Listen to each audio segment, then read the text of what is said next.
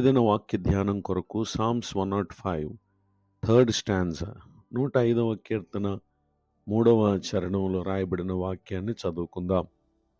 యెహోవాను వెదకువారు హృదయమందు సంతోషించుదురుగాక. చదవబడిన ఈ వాక్య భాగంలోని దీవెన నా ప్రియులకు మీరందరూ పొందుదురుగాక.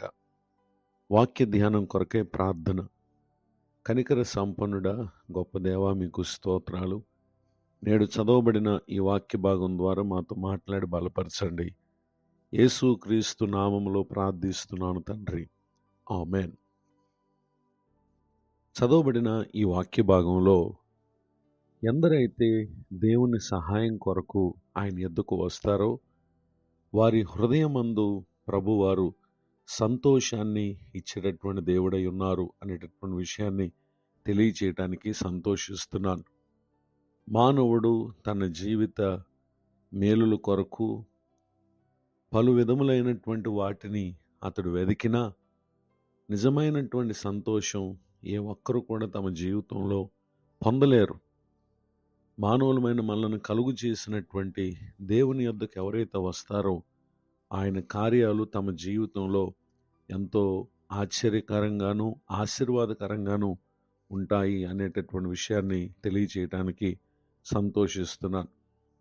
పరిశుద్ధ గ్రంథంలో రాయబడిన ఒక సంఘటనను మనం పరిశీలన చేస్తే second book of Kings chapter 4 verse 7, రెండవ రాజుల గ్రంథం 4వ అధ్యాయము 7వ వచనంలో రాయబడిన ఆఖరి వాక్యాన్ని చదివినట్లయితే, నీవు పోయి ఆ నూనెను అమ్మి నీ అప్పు తీర్చి మిగిలిన దాంతో నీవును నీ పిల్లలను బ్రతుకుడని ఆమెతో చెప్పాను.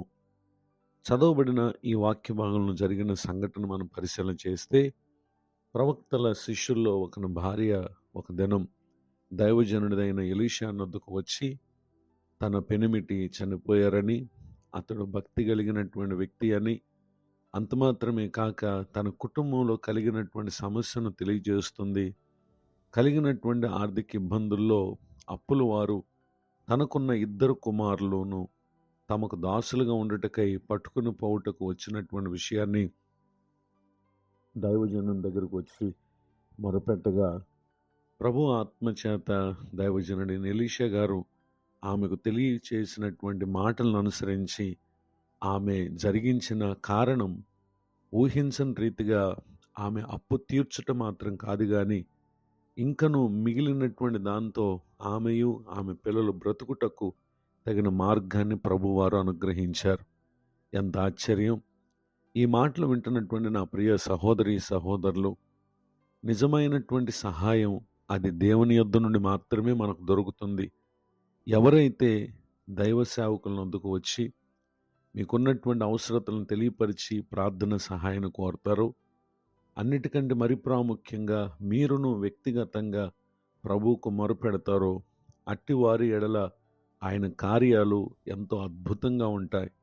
వారిలో ఉన్నటువంటి దుఃఖము వేదన తొలగిపోయి అప్పు తీర్చుటకును రెండోదిగా బ్రతుకుటకును కావలసినటువంటి ఆశ్చర్యకరమైన కార్యాలు దేవుడు వారి కొరకు చేయుట ఎంత ఆశ్చర్యం!